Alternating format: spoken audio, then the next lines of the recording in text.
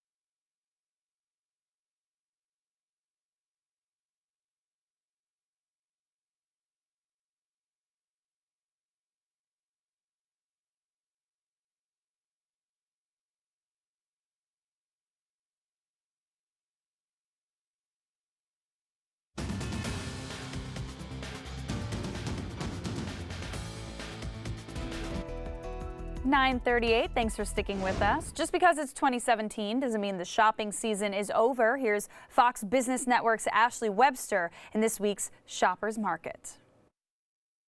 Christmas may be over, but shoppers are still flocking to cash in on the post-holiday deals. There are some not so obvious items that are better to buy during after Christmas sales, which are going on right now through early January at most major department stores, big box retailers, and even some e-commerce sites. Last-minute spending sprees pushed U.S. retail sales up 4%, helping to offset a somewhat slow start to the holiday shopping season. Amazon reported its best holiday season ever. The company shipped 1 billion items this season with Amazon Prime, its 2-day free shipping service, and 5 times more than last season.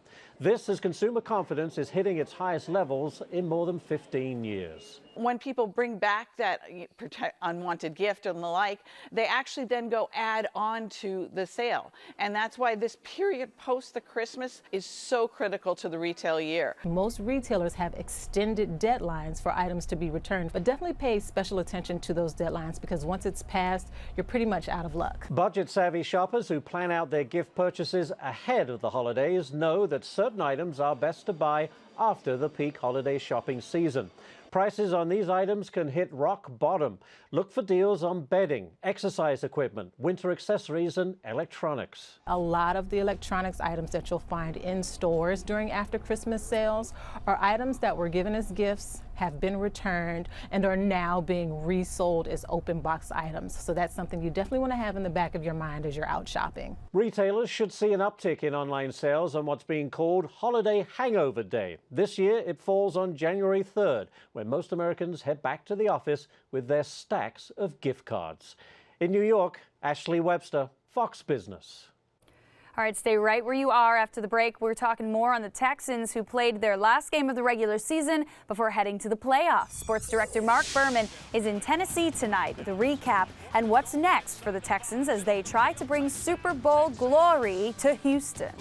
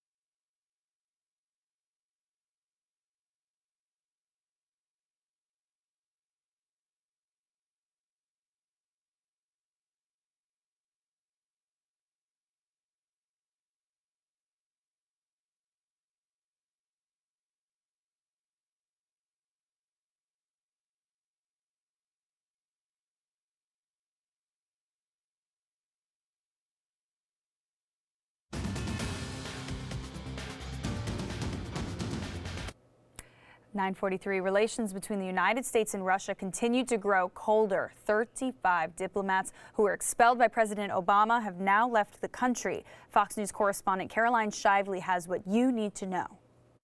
The 35 Russian diplomats and accused spies beat the deadline to get out of the U.S. by almost 3 hours. They headed out along with about 60 dependents on this Russian plane at Dulles International Airport in Virginia. Their expulsion is the most visible part of the punishment doled out after U.S. officials accused Russia of meddling in the election with email hacks and now putting malware on the laptop of an electric company in Vermont. But they also locked up 2 of their luxury compounds Friday at noon in New York and Maryland when the U.S. blocked access to them. U.S. officials say they were used for intelligence gathering.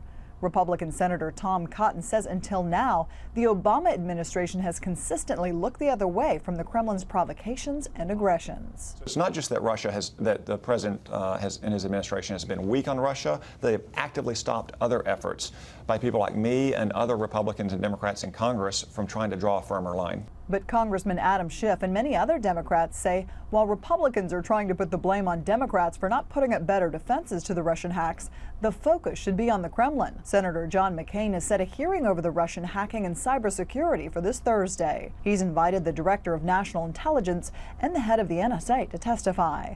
In Washington, Caroline Shively, Fox News. Well, the Texans wrapped up their season with a 24-17 loss to the Titans, but the game was meaningless, so a number of starters did not play. The Texans will host the Raiders in round 1 of the playoffs this weekend. Fox 26 sports director Mark Berman has more from Nashville. Bill O'Brien would not commit to who his starting quarterback will be against Oakland. Tom Savage suffered a concussion on a quarterback sneak in the second quarter, converting on a 4th and 1, but was unable to play in the second half. Meanwhile, Brock Osweiler ran for 1 touchdown, threw for another, and didn't turn the ball over in the loss to the Titans, with many of the Texans starters not playing or playing limited minutes in a game that was meaningless. I think that's going to be an evaluation, yeah. We'll talk about that as a staff. We'll talk about that tomorrow and the next day. It would seem O'Brien would stick with Savage if he's healthy. Savage replaced Osweiler as a starter. Brock, who had a solid quarterback rating of 80.5 against the Titans, would love to get the call against the Raiders. Absolutely. You play this game to be a starter. You play this game to contribute in a positive way to your team. So I would absolutely love to start this playoff game. But at the end of the day, I don't make those decisions. When you're the backup quarterback, your job is to prepare like the starter and be ready to play at all times. So, Tom came out of the game with a concussion, had to get evaluated. I was ready to step in there. And then I was told, right before we went in at halftime that the coach was going to go with Tom in the second half. Came in at halftime. I was told I'm going to go in to start the third quarter, and that's what it's all about. The Texans get the Raiders in the opening round of the playoffs. Oakland beat Houston 27-20 in Week 10, but the Raiders could come to Houston with third-string quarterback Connor Cook running the offense. Starter Derek Carr is out for the year, and backup Matt McGloin suffered a shoulder injury in the loss Sunday to Denver. At the end of the day, you can't let up on anybody. It's the NFL, everybody's good, and that's the plan, just to go out there and just take it a play at a time. It's going to be a great matchup on both sides of the ball, and even special teams. They have great threats on offense. We're just going to have to do our job on defense and special teams and then get the ball with good field position for the offense. I know there's people saying first round, we're out, blah, blah, blah, but we're not worried about that. We're just worried about coming back Tuesday, preparation, because that's where it all starts in practice. A lot of people sleep on us, and I don't have a problem with it at all, because that just means we're going to come even harder at you. The Texans veterans have not forgotten the 30-0 loss to the Chiefs last year in the playoffs. I know a lot of guys in this locker room would love to get another shot at a redemption from the first round last year. The majority of the guys on this team was here last year, and how embarrassing that was.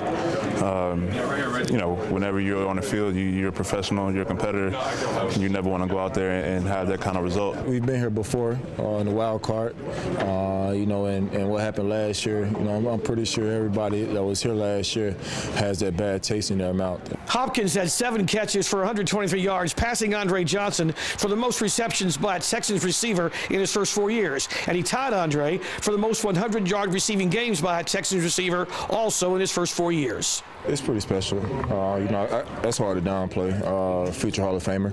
But I got to thank my teammates, my coaches for putting me in position to make those plays, since I've been here.